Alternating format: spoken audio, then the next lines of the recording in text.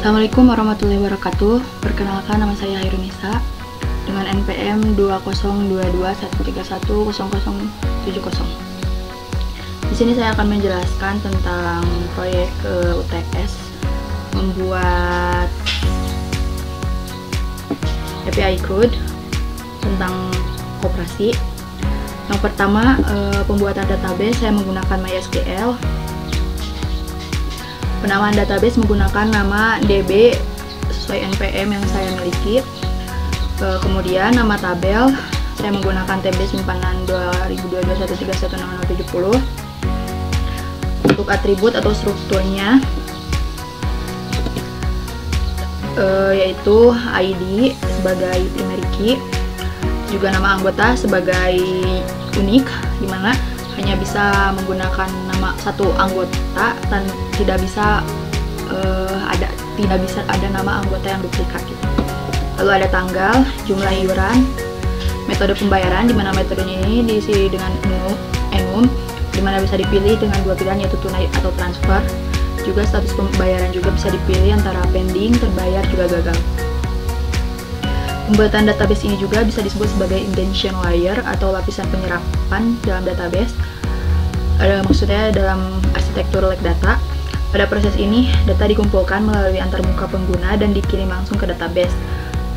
Lalu saya membuat bagian nama anggota menjadi unik, seperti tadi yang saya bilang, agar data dapat diformat dan divalidasi sebelum disimpan ke database untuk memastikan kualitas dan keunikan data untuk mencegah adanya duplikasi data. Atau biasanya lapisan itu disebut lapisan distilasi, di mana nama yang sama tidak bisa digunakan dalam data, sehingga jika nama yang sama digunakan kembali, maka akan ada pesan peringatan untuk tidak menggunakan nama yang telah ada dalam database. Kita coba di sini, kita pilih Anto, tanggalan bebas, ininya jumlah iuran misalkan Rp2.000, metode pembayaran tunai, status pembayaran lunas. Karena Anto namanya sudah digunakan, maka akan ada pesan peringatan bahwa namanya tidak boleh duplikat. Lanjut, yang kedua, membuat routing antarmuka pengguna. Antarmuka pengguna ini dibangun menggunakan HTML dan Bootstrap untuk tampilan yang responsif. Penggunaan JavaScript dengan Fetch API dan Axios memungkinkan proses komunikasi asinkronus antara browser dengan server, sehingga pengguna dapat menambahkan, mengedit, atau menghapus data tanpa perlu merefresh halaman. Menggunakan tools Visual Studio Code dengan bahasa pemrograman PHP dengan penamaan file PHP-nya, yaitu ada db.php, di mana db.php itu untuk koneksi ke database di MySQL. Lalu ada del, di mana del ini tuh untuk menghapus data. Lalu index HTML ini untuk tampilan pada lokal hostnya, seperti yang ini untuk tampilan yang ini. Lalu ada index.php ini untuk mengorganisir file code yang ini, yang seperti del, install, list, read, update. Lalu ada file ins, ini untuk menambahkan data. Lalu ada list, ini untuk list semua data.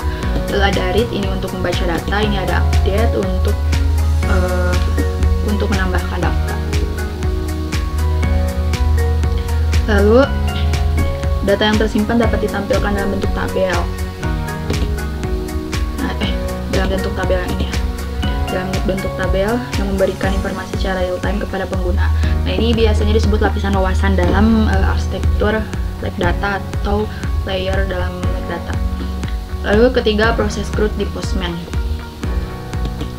Backend menangani semua permintaan dari frontend, mulai dari membaca data, get, menambah data baru, post, memperbarui data, put, hingga menghapus data, delete. Setiap aksi tersebut ditangani di file index.php. Di file ini, di file index.php yang merespon metode HTTP yang dikirimkan oleh Fetch API. Data diolah dalam database menggunakan operasi CRUD, termasuk validasi nama anggota yang tadi, agar tidak ada duplikasi data, atau ini proses lapisan pemrosesan. Yang pertama kita coba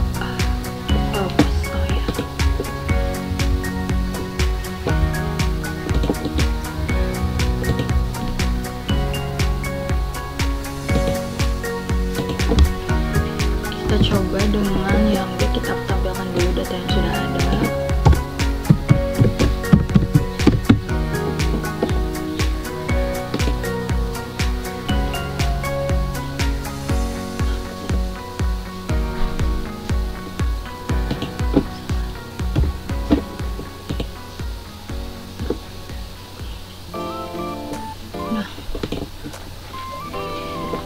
Ini adalah proses get seperti yang tadi, ada data hingga ID 19 ya, ada ID hingga 19. Lalu kita coba proses post atau create data. Kita coba tambahkan data baru. Kita coba post data atau menambahkan data.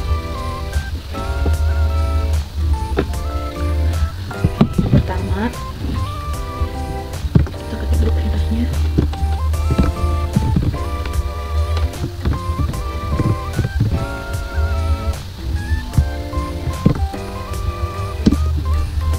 Kita coba dengan nama anggota Rudy.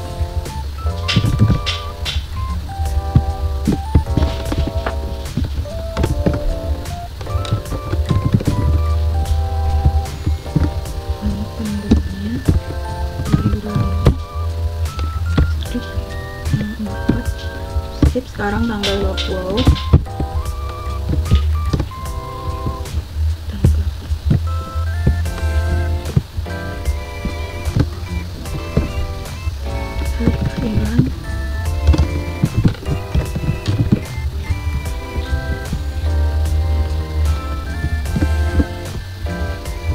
Iurannya misalkan 5.000.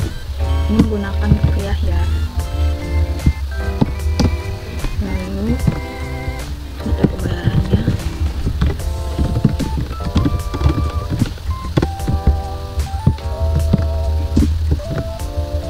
Misalkan kita tulis transfer. Lalu status pembayarannya.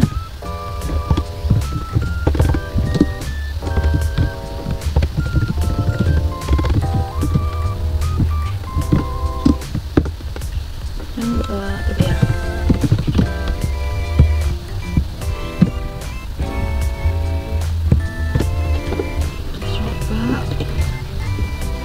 Data berhasil ditambahkan.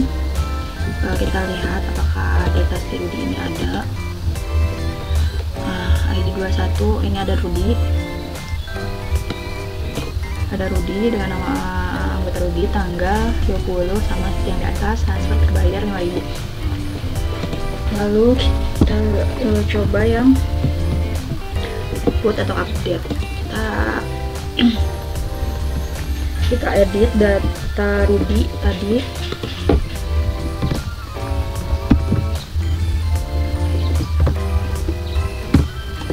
Rudy dengan ID 21 kita ubah jumlah iurannya menjadi 6.000. Terus kita ubah ini menjadi tunai.